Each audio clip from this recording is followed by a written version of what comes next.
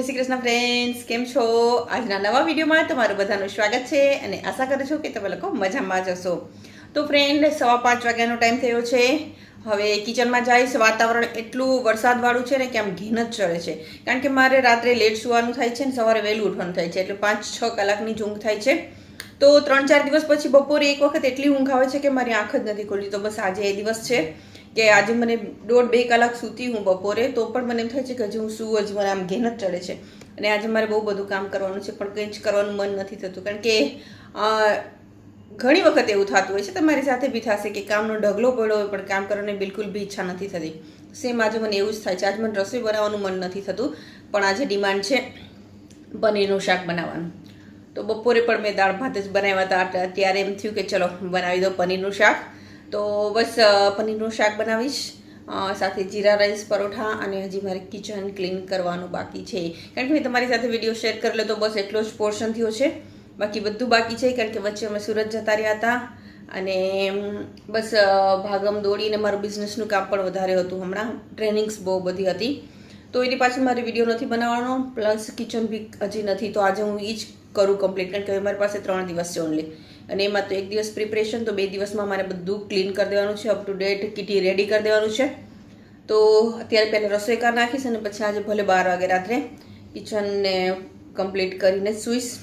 તો ચલો જઈએ કિચનમાં, પહેલાં રસોઈ કરીએ અને પછી સાથે સાથે કિચન પણ લેતા જઈએ. તો ચલો. તો સૌથી પહેલાં તો રસોઈ બનાવી લઈશ, કારણ કે બપોરે એકલા દાળ ભાત જ બનાવ્યા હતા, એટલે બધાને જલ્દી ભૂખ લાગશે. તો આજે જે પનીરનું શાક બનાવવાની છું તેની રેસીપી થોડી લેન્ધી છે, કારણ કે પનીરને મેરિનેશન કરીને કરવાનું હોય છે, એટલે પણ એનો ટેસ્ટ એટલો જબરજસ્ત આવે છે કે તમે હોટલનું શાક પણ ભૂલી જશો. જ્યારે પણ મારા ઘરે કોઈ ગેસ્ટ આવવાના હોય યા કોઈ પાર્ટી હોય તો હું આ રીતે જ પનીરનું શાક બનાવું છું. અને પનીર હું એકી સાથે લઈ લઉં છું દૂધવાળા ભાઈ પાસેથી, 500 કે કિલો કે. તો બસ મેં પનીર નીકાળી લીધું છે ફ્રીઝરમાંથી અને શાક લઈ લીધું છે. તો સૌથી પહેલાં તો પનીર એકદમ પથ્થર જેવું છે, ફ્રીઝરમાં હતું એટલે એને પાણીમાં ડીપ કરી દઈશ, એટલે તે નોર્મલ ટેમ્પરેચરમાં આવી જાય. અને પછી આમાં હું કાજુ અને મગજના બીજ બેયને સેમ ક્વોન્ટિટીમાં લેવાના છે, અને એ નાખું છું શાકમાં. એનાથી શાકનું જે ટેક્સચર છે તે ક્રીમી આવે છે અને સ્વાદમાં પણ રીચ થઈ જાય છે. અને હવે અહીંયા હું રાઈસ પલાળી દઈશ, જીરા રાઈસ. પનીરના શાક સાથે અમારે પરોઠા ન બનાવું તો ચાલે, પણ રાઈસ તો જોઈએ જ, એટલે અહીંયા રાઈસ પલાળી દીધા છે. અને હવે શાક લઈ લઈશ. તો શાકમાં ડુંગળી અને એક કેપ્સિકમ લીધું છે. અમારે ઘરમાં પનીરના શાકમાં ગ્રેવી વધારે ખવાય છે, એટલે શાક લિમિટેડ હોય છે, પણ ગ્રેવી જે બનશે તે ફૂલ બનશે. તો બસ અહીંયા કેપ્સિકમને સ્ક્વેરમાં કાપી લીધા છે, તમે વિડીયોમાં જોઈ શકો છો. અને ડુંગળીને પણ 4 પીસ કરવાના છે અને એની રિંગ્સ ખોલી નાખવાની છે, તમે વિડીયોમાં જોઈ શકો છો આવી રીતે. તો આજે હું બનાવવાની છું પનીર ટિક્કા મસાલા. આમ તો હું કોઈ પણ પનીરનું શાક બનાવું તેમાં ડુંગળી અને કેપ્સિકમ નાખું જ છું, પણ આજે હું જે મસાલો યુઝ કરવાની છું તે પનીર ટિક્કાનો છે, અને તેનાથી એનો ટેસ્ટ છે તે જબરજસ્ત આવે છે. અગર હું આમાં બટર પનીર મસાલાનો મસાલો નાખું તો આ બટર પનીર મસાલા બની જશે, પણ મારી પાસે એકચ્યુઅલી બટર નથી, એટલે મેં વિચાર્યું કે પનીર ટિક્કા બનાવી દો. તો ફ્રેન્ડ, અહીંયા મેં ડુંગળી અને કેપ્સિકમ લઈ લીધા છે. પછી તેમાં મીઠું, હળદર, ધાણા જીરું, લાલ મરચું મેરિનેશન કરીએ છીએ, અને હિંગ નાખવાની છે. હિંગ ઓપ્શનલ છે, મને આદત છે બધી વસ્તુમાં નાખવાની, એટલે મેં નાખી છે. પછી પંજાબી ગરમ મસાલો. આ પંજાબી ગરમ મસાલો મેં ટેન્ટવાળાને ત્યાંથી લૂઝ જ લીધો છે, અને હું બધા જ પંજાબી શાકમાં તેને યુઝ કરું છું. બહુ ફાઇન ટેસ્ટ લાગે છે, જરૂરથી ટ્રાય કરજો. અને પછી મેં મરીને વાટીને નાખેલા છે, અને પછી તેમાં કસૂરી મેથી નાખવાની છે. પછી આદુ મરચાંની પેસ્ટ, અને હવે એમાં અડધો કપ જેટલો બેસન નાખવાનો છે. બેસન ચાળીને જ નાખવાનો છે, એટલે મેરિનેશન સરસ રીતે થાય. તો બસ અહીંયા અડધો કપ જેટલો બેસન નાખી દીધો છે, અને હવે દહીં નાખવાનું છે. 2 મોટી ચમચી દહીં નાખેલું છે, એટલે ખટાશ અહીં નાખવાની જરૂર નથી, કારણ કે આપણે દહીં નાખીએ છીએ. અધરવાઇઝ તમે લીંબુનો રસ પણ નાખી શકો છો. અને બધાને મિક્સ કરી દેવાનું છે. પનીર નોર્મલ ટેમ્પરેચરમાં આવે પછી કટિંગ કરીને નાખશું આમાં. તો ફ્રેન્ડ, અહીંયા મેરિનેશન રેડી છે. હવે એને 1-1/2 કલાક યા અડધો કલાક રેસ્ટ માટે રાખી દેવાનું છે. બધા જ પનીરના શાકનું મેરિનેશન સેમ જ હોય છે, પણ મેરિનેશન પછી ઘણા લોકો સીધું શાક ગ્રેવીમાં નાખી દે છે, ઘણા લોકો તેને ફ્રાય કરીને નાખે છે, શેલો ફ્રાય કરીને ઓઇલમાં. તો આજે આપણે શેલો ફ્રાય કરીને જ નાખવાના છે. અને પછી અહીંયા બીજી બાજુ ભાત પણ મૂકી દીધા છે. અને જો ફ્રેન્ડ્સ, મંકી આવી ગયા છે. અહીંયા મારી વિન્ડોમાં આવે છે, કાંઈ પણ ફ્રૂટ્સ હોય યા રોટલી હોય તો હું એને આપું છું, તો તે લઈને જતું રહે છે. અને ફ્રેન્ડ જો હું કહેતી હતી ને મારો સિક્રેટ મસાલો તે સુહાના મસાલો બહુ જ સરસ આનાથી બને છે અને વધારે એક્સ્ટ્રા મસાલા કરવાની જરૂર નથી પડતી ને એકદમ બહાર જેવો ટેસ્ટ આવે છે. તો બટર નથી એટલે બટર પનીર મસાલા કેન્સલ. આજે આપણે પનીર ટીકા મસાલા બનાવશું. તો ચલો પહેલાં એને આપણે થોડી વાર પલાળી દઈએ. આમ તો આમાં લખ્યું હોય છે કે દૂધમાં પલાળવું, પણ હું પંજાબી શાકમાં દૂધનું યુઝ નથી કરતી એટલે પાણી જ નાખું છું. તો અહીંયા પાણીમાં એને પલાળી દઈશ. 15-20 મિનિટ ચાલે, પણ અહીંયા અડધી કલાક જેટલો મારી પાસે ટાઈમ છે તો પલાળી દઈશ એટલે સરસ રીતે મસાલો એકદમ સોફ્ટ થઈ જાય અને પ્લસ પલળી પણ જાય. તો બસ અહીંયા જો મસાલાને પલાળી દીધો છે. હવે તેને સાઈડમાં મૂકી દઈશું. અને અહીંયા પનીર પણ નોર્મલ ટેમ્પરેચરમાં આવી ગયું છે તો તેનું બી કટિંગ કરી અને મેરિનેશનમાં નાખી દઈએ એટલે તેમાં પણ મસાલો બધો સરસ રીતે મિક્સ થઈ જાય. તો વચ્ચેથી હજી જરાક હાર્ડ લાગે છે, પણ એ તો હવે થઈ જશે કારણ કે પછી લેટ થઈ જશે જો વધારે વાર પનીરની રાહ જોઈશ તો. આમ તો ઓલમોસ્ટ થઈ ગયું છે, બસ થોડું જ અંદરથી હાર્ડ છે. તો બસ અહીંયા જો એને નાખી દઈશ મેરિનેશનમાં. બધા જ શાકનું મેરિનેશન સેમ છે, યાદ રાખ મેરિનેશનને એક વખત યાદ રાખી લેજો, તમારું પનીર બહુ મસ્ત બનશે. તો બસ જો અહીંયા મેરિનેશન થઈ ગયું છે. હવે આને પાછું ઢાંકી દઈશ અને અહીંયા જો રાઈસ પણ થઈ ગયા છે. 80% પકાવવાના હોય છે એટલે બસ થઈ ગયા છે. તો હવે તેને પણ ગાળી લઈશ, મીન્સ કે તેને પણ શું કહેવાય ઓસાવી લઈશ. અને આ જે પાણી નીકળે છે તેને ફેંકવાનું બિલકુલ બી નથી, તમને લોકોને ખબર છે. એને હું લીમડામાં નાખું છું. એકચ્યુઅલી મારો લીમડાને હમણાં આમ કહું ને કોઈની નજર લાગી ગઈ કે શું ખબર ને આખો બળી ગયો છે, પણ તો બી હવે એને ટ્રાય કરું છું કે તે પાછો ઉગે. અને હવે અહીંયા હું શાકની ગ્રેવી બનાવી લઈશ. તો અહીંયા મેં 2 મોટા ટમેટા લીધા છે અને 2 ડુંગળી લીધી છે. ગ્રેવી તમે તમારા હિસાબથી ઓછી વધારે કરી શકો છો. અમારા ઘરમાં ગ્રેવી વધારે ખવાય છે એટલે હું ગ્રેવી થોડી વધારે બનાવું છું. તો અહીંયા 2 ડુંગળી અને 2 ટમેટા લીધા છે મોટા મોટા. પછી 5-6 કળી લસણ લીધું છે અને કાજુ અને મગજના બી પણ સરસ પલળી ગયા છે તો તે નાખી દીધા છે. અને હવે આદુ મરચાંની પેસ્ટ નાખવાની છે. તો ફ્રેન્ડ જો આવી રીતે પેસ્ટ બનાવીને રાખો ને તમારું કામ એટલું ઇઝી પડે ને કે મીન્સ કે બહુ જ સ્પીડમાં થાય. અમુક ટાઈમ બચી જાય ને એટલે ફટાફટ કામ થાય અને જે પેસ્ટ હોય એનો ટેસ્ટ જ અલગ આવે છે એકદમ. અને બસ જો હવે અહીંયા ફટાફટથી એક સાઈડ મેરિનેશન કરીશ અને એક સાઈડ ગ્રેવી વઘારીશ કારણ કે બેયને સરસ રીતે પકાવવાના છે. તો અહીંયા 2 સાઈડ મેં કડાઈ મૂકી દીધી છે અને 2માં તેલ નાખીશ. બટર ઘરમાં છે નહીં, અધરવાઇઝ અડધું તેલ ને અડધું બટર યુઝ કરી શકો છો. પંજાબી શાકમાં બટર સરસ લાગે છે. તો જો આ તેલ ગરમ થાય ને પછી એમાં સબ્જી જે મેરિનેટ કરેલી છે ને તે નાખી દેવાની છે.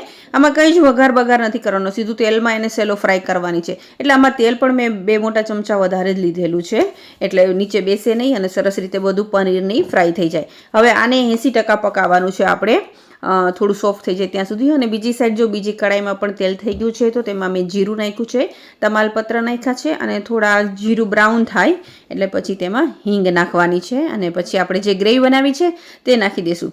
અહીંયા મેં ગ્રેવી બધી એકી સાથે જ બનાવી લીધી છે. ડુંગળીની, ટમેટાની અલગ અલગ એવી મેં નથી બનાવી.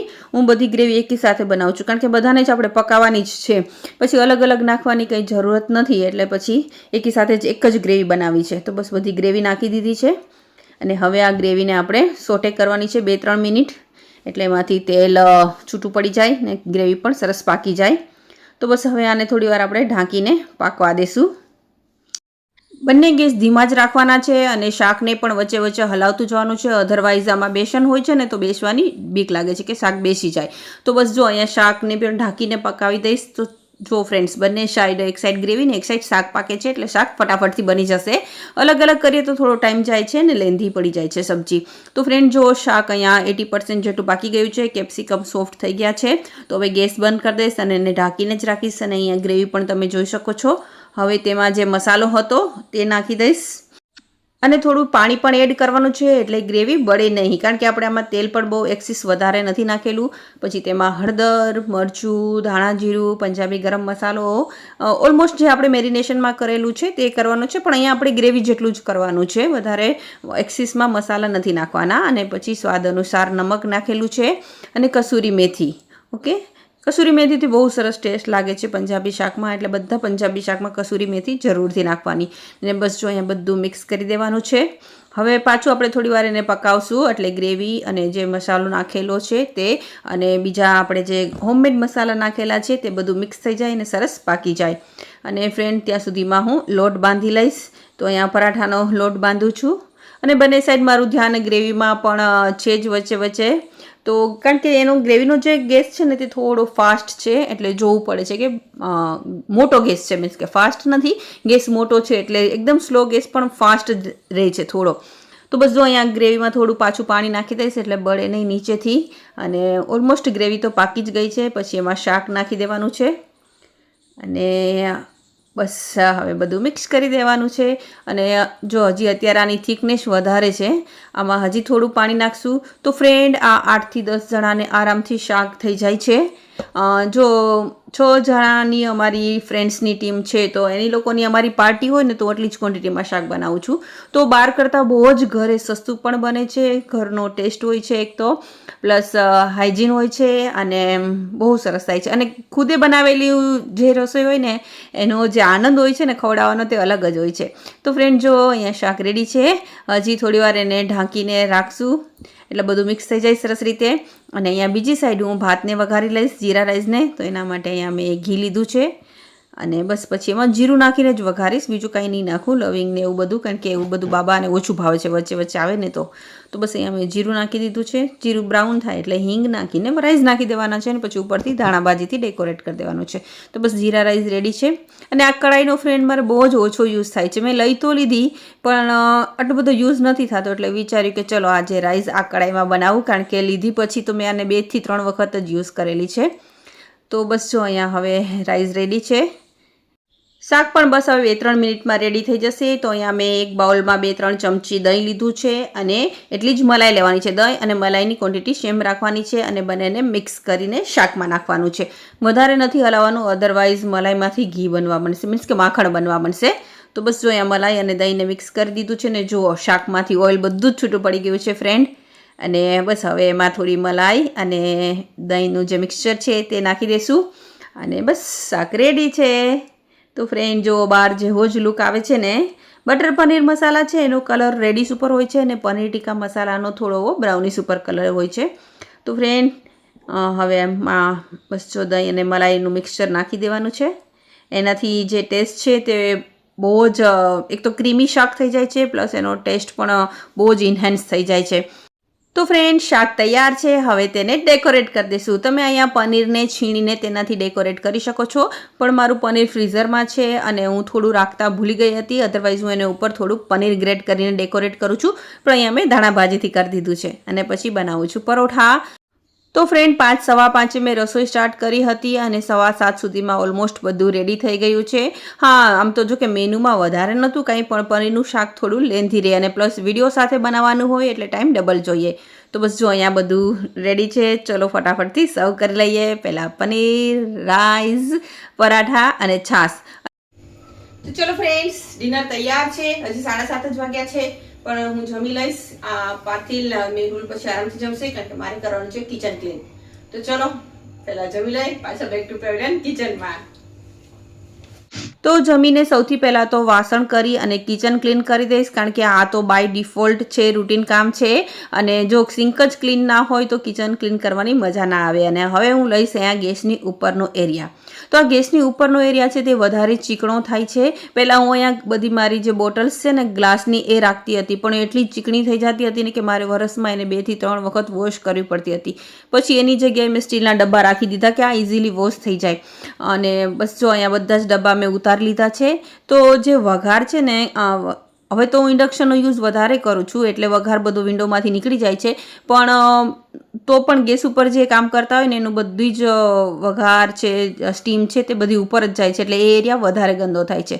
તો બસ અહીંયા બધા જ ડબ્બાઓને વોશ નથી કરવાની, કારણ કે મારી પાસે ટાઈમ પણ નથી તે સુકાય એટલી હું વેઇટ કરું. અને પ્લસ વરસાદ પણ ચાલુ છે એટલે ભેજવાળું વાતાવરણ છે. એટલે અહીંયા જે ખાલી હતા એને મેં વોશ કરી દીધા છે, પણ જે ભરેલા છે તેને મેં સાબુવાળાથી પાણીથી પહેલાં ક્લીન કર્યા છે, પછી ભીના કપડાથી લૂછ્યા છે અને પછી કોરા કપડાથી લૂછી દઈશ એટલે તે વોશ કર્યા જેવા જ થઈ જશે. કારણ કે અંદરનું તો બધું ક્લીન જ છે, બહારથી જ ચીકણા થયા છે તે ખાલી ચીકાશ જ મારે કાઢવાની છે. તો અહીંયા બધા જ ડબ્બાઓ છે તેને બસ હવે કોરા કપડાથી લૂછી અને હોલમાં મૂકી દઈશ એટલે સવાર થાય તો સુકાઈ જાય. અને જો કેવા મસ્ત લાગે છે, એવું જ લાગે છે ને કે વોશ કરેલા છે. હવે આ કોર્નરનો એરિયા લઈશ તો એમાં તેલની બોટલ છે, મસાલિયું છે, એ બધું ક્લીન થઈ ગયું છે. તમને ખબર જ છે કે વસાલિયું મારું ઊંધું વળી ગયું હતું તો ત્યારે ક્લીન થઈ ગયું છે. તો હવે બસ જો ચાખાના ડબ્બા છે, લોટનો ડબ્બો છે, એ બધું અને રેક એ બધુંને હું વોશ કરીશ. તો ચાખાના ડબ્બાને ખાલી કરી દઈશ કારણ કે કાલ સવારે 5 વાગ્યામાં ઉઠીને સૌથી પહેલાં મારે ચા જ બનાવવાની છે એટલે તેને સામે રાખી દઈશ. તો ફ્રેન્ડ જે મારે પ્લેટફોર્મની નીચે પડદા પાછળની વસ્તુઓ છે તે જ ક્લીન રહે છે, ઉપર છે તે તો મારે 2-2 મહિને ક્લીન કરવી જ પડે છે. સ્ટીલના રેકમાં હું મેટ યુઝ નથી કરતી, એમાં જાડું કાર્ડબોર્ડ છે તેને યુઝ કરું છું અને તે પ્લાસ્ટિક કોટેડ છે તો તેને પણ વોશ કરવાથી સાબુથી ફટાફટથી તો તે ક્લીન થઈ જાય છે. અને ફ્રેન્ડ આ જે રેક છે તે મેં શોપમાંથી લીધેલું છે, પણ બીજું જે નાનું રેક છે તે મેં મીશોમાંથી મંગાવેલું છે. તો બસ અહીંયા જો રેક સ્ટીલનું છે એટલે ઇઝીલી સાબુથી વોશ કરવાથી ક્લીન થઈ જાય છે. અને હવે આ કરીશ વુડન રેક. તો આ રેક પણ મેં મીશોમાંથી મંગાવેલું છે અને આની પ્રાઇસ અરાઉન્ડ 600ની છે અને બહુ જ યુઝફુલ છે ફ્રેન્ડ. ઘણી બધી વસ્તુ રહી જાય છે અને વેઇટ પણ સારો એવો લે છે. તમે જુઓ છો આ બધી બોટલ છે તે ફૂલ લોડેડ છે. તો બસ બધી ખાલી કરી દઈશ અને તેને પણ વોશ કરીશ યા ક્લીન કરીશ, કારણ કે આ પણ ચીકણી થઈ જ ગઈ છે.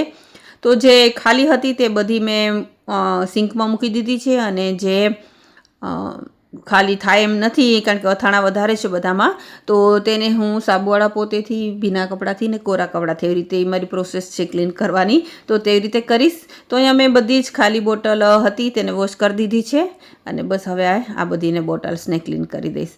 હા, આ પ્રોસેસ કરતાં પહેલાં જ ખાસ ચેક કરવાનું છે કે બોટલનું જે કેપ છે તે ટાઈટ હોવું જોઈએ. ઢીલું હશે તો અંદર પાણી જશે યા ફિર સાબુ જવાનો ડર લાગે છે, એટલે જે ટાઈટ બોટલ હોય તેને જ આવી રીતે ક્લીન કરવાની છે. અને બસ પછી જો આ રેકને પણ ક્લીન કરી દઈશ. આને વોશ નહીં કરું, લાકડાનું છે એટલે, પણ સાબુવાળું પોતું ફેરવીને ભીના પોતેથી ક્લીન કરી દઈશ, કારણ કે ચિકાસ સાબુથી જ જાય છે એટલે સાબુવાળું પોતું ફેરવવું જરૂરી છે. તો બસ અહીંયા રેક ક્લીન થઈ ગયું છે. હવે ઉપરની મેટને વોશ કરીશ. અને ફ્રેન્ડ હવે અહીંયા મારી જે આજની કામ કરવાની છે ને કેપેસિટી તે ડાઉન થઈ ગઈ છે. તો બસ હવે આ મેટને વોશ કરીશ અને હવે બીજું બધું કામ કાલે સવારે કરીશ. તો ચલો ફ્રેન્ડ્સ, આ મેટને વોશ કરીને આજનો વિડીયો અહીં પૂરો કરું છું.